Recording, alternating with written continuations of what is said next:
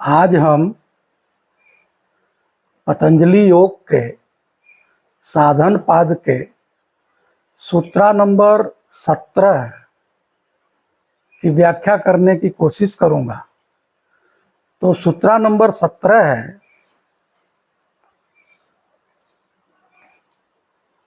द्रष्टु दृश्यो संयोगो हेय हेतु। इसका क्या मतलब हुआ? इसका मतलब हुआ दृष्टा और दृश्य का संयोग दुख का कारण है। दृष्टा और दृश्य का जो संयोग है वही दुख का कारण है। पिछले सूत्र में पतंजलि बता रहे हैं कि जो आने वाला दुख है उसको नष्ट किया जा सकता है, लेकिन दुख को नष्ट किया जा सकता है, लेकिन दुख का कारण क्या है इसको जानना जरूरी है। दुख को जानना उतना महत्वपूर्ण नहीं है जितना महत्वपूर्ण है दुख का कारण क्या है। किसी चीज से आपको निवृत्त होना है तो जड़ को पता करना होगा। अगर जड़ को आप नहीं जानते हैं कि मूल कारण क्या है, तब तक आप उसका नाश, तब तक उससे आप मुक्त नहीं हो सकते हैं।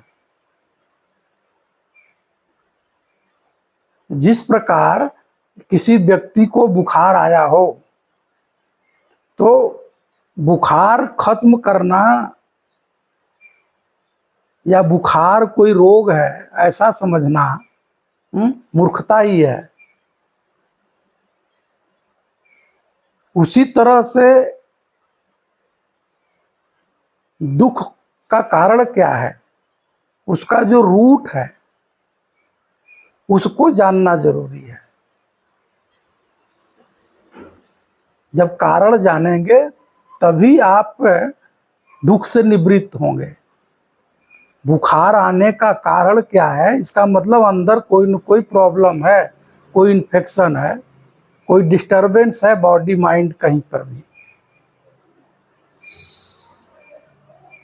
कोई बैक्टीरिया का इन्फेक्शन है, इस वजह से बुखार आ रहा है। तो पानी से टेम्परेचर आप कम कर सकते हो या इंजेक्शन लगा दो, टेम्परेचर डाउन हो जाएगा। लेकिन मूल जो कारण है वो मूल कारण है बैक्टीरिया का इन्फेक्शन। तो एंटीबायोटिक चलाना पड़ेगा ना, तब बैक्टीरिया मरेगा, या कोई और निदान, कोई और थेरेपी लेना पड़ेगा जिससे बैक्टीरिया मरे। उसी तरह से जो दुख का मूल कारण है, जो दुख का मूल कारण है वो मूल कारण पतंजलि बता रहे हैं दृष्टा और दृश्य के बीच में संयोग का हो जाना। हेतु मीन्स जो दुख का कारण है। तो दृष्टा और दृश्य, यहाँ दृष्ट शब्द आया है, इसका मतलब होता है चेतन पुरुष। सांख्य दर्शन में, पतंजलि के दर्शन में चेतन पुरुष से है जो दृष्टा है। दृश्य क्या है? जो बुद्धि वृत्ति है। बुद्धि वृत्ति में वही दृश्य है।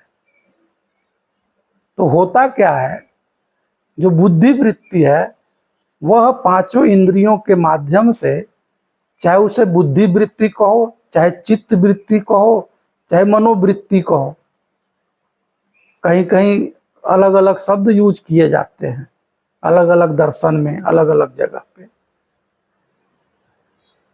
तो बुद्धि वृत्ति जब पांचों इंद्रियों के और मन के साथ जब वह बाहर जाता है, विषयों को देखता है, सुनता है, गंध लेता है, स्मेल लेता है, स्पर्श करता है, तो वह सारे विषयों को लेकर के आता है। वह चेतन पुरुष के सामने प्रस्तुत करता है कि देखो ये लेकर के हमने आपके समक्ष प्रस्तुत कर दिया। जैसे चित्त वृत्ति जो है, चित्त जो है मन के साथ विषय पांचों इंद्रियों के माध्यम से वह बाहर गया, किसी एक फूल को देखा, तो जब वह फूल को देखता है तो फूल का जो शेप है उसको ले करके चेतन पुरुष के सामने प्रस्तुत कर देता है। अब चेतन पुरुष के सामने जब प्रस्तुत करता है, बुद्धि वृत्ति पूर्णतः दर्पण के समान है। बुद्धि वृत्ति जो है, जो चित्त है, वो दर्पण के समान है। वो तो जैसा फ्लावर है उसके समक्ष ला करके रख दिया। लेकिन होता क्या है, चेतन पुरुष को पता न होना कि मैं चेतन पुरुष हूं, मैं चैतन्य सत्ता हूं, मैं साक्षी हूं, मैं दृष्टा हूं, तो उसको भ्रम हो जाता है। फिर वह करता क्या है कि जो चित्त वृत्ति है, जो फूल वहां पे उसका शेप बना हुआ है, उससे वह संबंध बना लेता है, उससे ममत्व का निर्माण कर लेता है, उसे आसक्ति बना लेता है। तो लगता है कि ये मैं हूं। तो ये अटैचमेंट, ये संबंध बनाना, जड़ और चेतन का संबंध ही, दृष्टा और दृश्य का संबंध ही, प्रकृति और पुरुष का संबंध ही दुख का कारण है। और दुख का कारण कुछ नहीं है, यही है। जब व्यक्ति कंफ्यूज हो जाता है, अपने स्वभाव में स्थित नहीं रहता है, अवेयर नहीं होता है, तो हर चीज से वो अटैचमेंट बनाता है। तो दृश्य का निर्माण चित्त में बनता है। तो बाहर जो चीज ऑब्जेक्ट के रूप में दिख रहा है, उससे टकराने की जरूरत नहीं है, वो प्रॉब्लम नहीं है।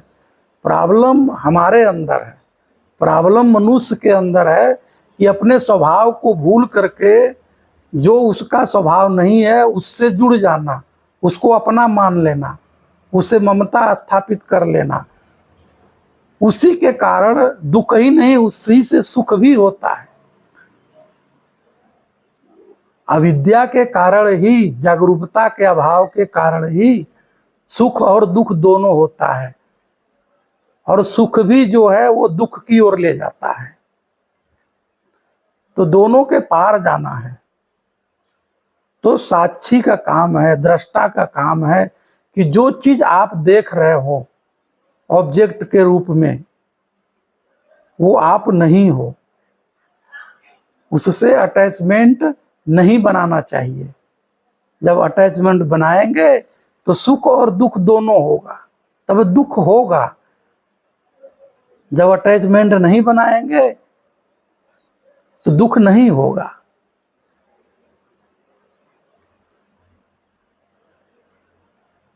तो पतंजलि इस सूत्र में बस इतना ही कहना चाहते हैं कि दुख का जो कारण है, दृष्टा और दृश्य के बीच में संबंध का बन जाना, दृष्टा और दृश्य के बीच में संयोग हो जाना, जुड़ जाना,